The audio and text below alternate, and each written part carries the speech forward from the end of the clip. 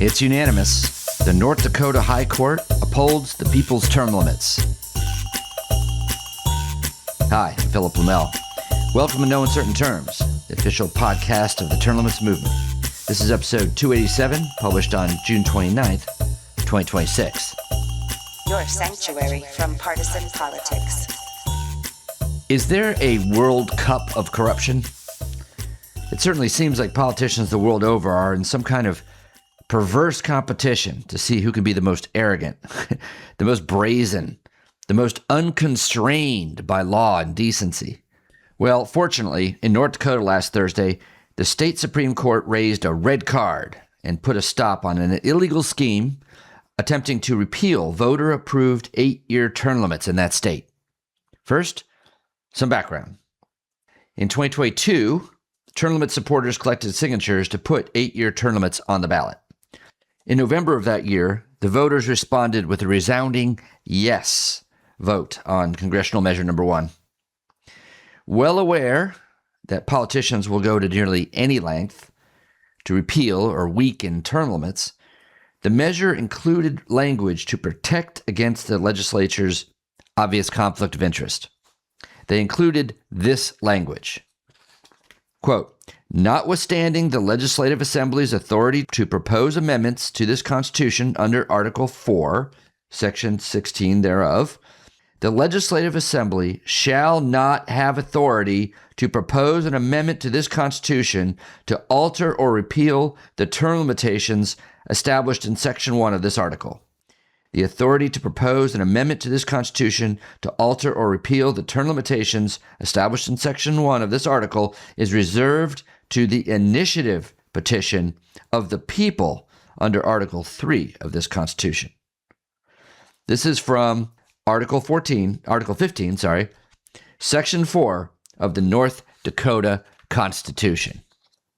In other words, the people put term limits in the North Dakota Constitution, and if they change their minds, the people can repeal them. The term-limited politicians cannot. So, how did the North Dakota legislators respond? Well, they almost immediately proposed an amendment to the Constitution to alter the term limitations. This measure, also called Constitutional Measure Number 1, was supposed to appear on this November's ballot. But it won't now. The High Court's decisive, unanimous ruling orders the Secretary of State to completely remove Constitutional Measure Number 1, formerly Senate Concurrent Resolution 4008, from the general election ballot, declaring the legislature's actions void ab initio, void from the very beginning. The unanimous opinion was authored by the Chief Justice, Lisa Fair McEvers. Now, the legal battle on this was ignited after the Legislative Assembly passed SCR 4008 during the 2025 session, trying to force a repeal of voter-enacted safeguards. Former members of the original Term Limits Initiative Sponsoring Committee, Terrence B. Bierke and Leverett Ole Larson, filed a petition in January 2026 to stop the law-breaking measure in its tracks. The state legislature fiercely fought the petition using a laundry list of procedural excuses. They claimed the issue wasn't ripe, that citizens lacked standing, and even, bizarrely, arguing that restricting their ability to alter term limits violated the U.S. Constitution. Come on. Well, the Supreme Court thoroughly rejected all of these defenses, ruling that because the legislature failed to follow mandatory constitutional steps, immediate judicial intervention was necessary. By granting a formal writ of injunction against Secretary of State Michael Howe, the court has ensured that North Dakota's hard-won term limits, initiated and approved by the citizens, remain intact. This is a public service announcement. Taylor Sheridan is a writer, director, and producer of multiple series and films, including Landman, Lioness, The Madison, Sicario, and Hell or High Water. He's also a restaurateur, rancher, and author. Beyond all this, he's an advocate of congressional term limits. Here he is on the Joe Rogan show from last week. these politicians right now who are doing all of us a tremendous disservice in Washington, I feel, our elected officials, because they're not thinking beyond this next election, and maybe they never have. They never have, right? But they were better at hiding it. Maybe I think there was no internet. But well, true. I think that's what it is. There was no social media. But I think we've reached a point. I think the most important legislation that we could pass right now is term limits. I think 12 years tops in Congress, and I think probably 12 years in the Senate. 2 6-year terms in the Senate. That's more than enough time. Yeah. Joe is right. 12 years is more than enough.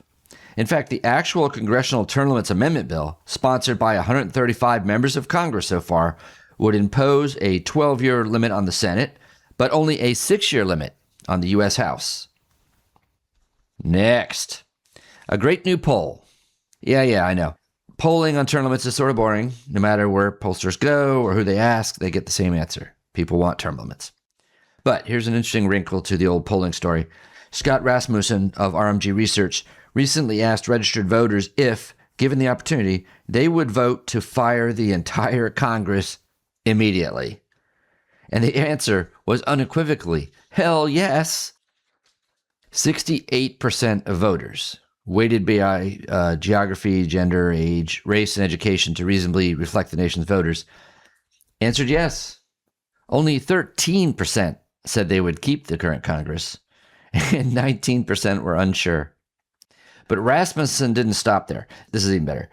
The pollster asked if a group of randomly selected American citizens, one from each congressional district, would do a better job than the current Congress. 54% of the voters said yes. Only 19% disagreed, while 26% were unsure. Now think about that.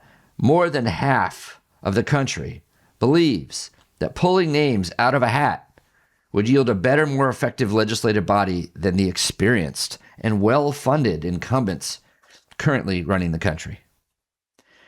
These are fun questions, but they point to a serious solution. Term limits for the U.S. Congress.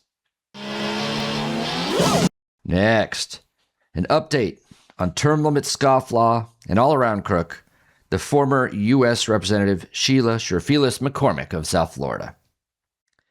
As we have reported in previous episodes of No Uncertain Terms, Cherfilus-McCormick signed the U.S. Term Limits Pledge when running for Congress in a special election in 2021. Then, after winning, she refused to live up to the terms of the pledge and co-sponsor the Congressional Term Limits Amendment bill. But that's not all. After winning 2 terms in 2022 and 2024, she was indicted and later convicted of 15 federal counts of conspiracy and theft of government COVID funds, which she apparently used to fund her congressional campaigns. The bipartisan House Ethics Committee found her guilty on 25 of 27 ethics charges, and she resigned from the Congress in April of this year. Now, guess what? She's running for Congress. Yes, she paid her filing fee and is actively running for her old seat, Florida Congressional District 20, against current U.S. Representative Debbie Wasserman Schultz, who changed districts. The election is in August. It's an old story. From North Dakota to Florida, from the state legislatures to the federal one. Crooked politicians will do just about anything to claim and then maintain their power. They always oppose term limits, and their arrogance knows no bounds. Politics attracts these people, and that's why we need term limits. Like the show? You can help by subscribing and leaving a 5-star review on both Apple and Spotify. It's free. Thanks for joining us for another episode of No Uncertain Terms. The term limits convention bills are moving through the state legislatures. This could be a breakthrough year for the term limits movement. To check on the status of the term limits convention resolution in your state, go to termlimits.com/takeaction. There, you will see if it has been introduced and where it stands in the committee process on its way to the floor vote. If there's action to take, you'll see a Take Action button by your state. Click it. This will give you the opportunity to send a message to the most relevant legislators, urging them to support the legislation. They have to know you're watching. That's termlimits.com/take-action. If your state has already passed the Term Limits Convention resolution, or the bill's not been introduced in your state, you can still help. Please consider making a contribution to U.S. term limits. It is our aim to hit the reset button on the U.S. Congress, and you can help. Go to termlimits.com/donate. termlimits.com/donate. Thanks. We'll be back next week. Find us on most social media at US Term Limits. Like us on Facebook, Twitter, YouTube, Instagram, and now LinkedIn.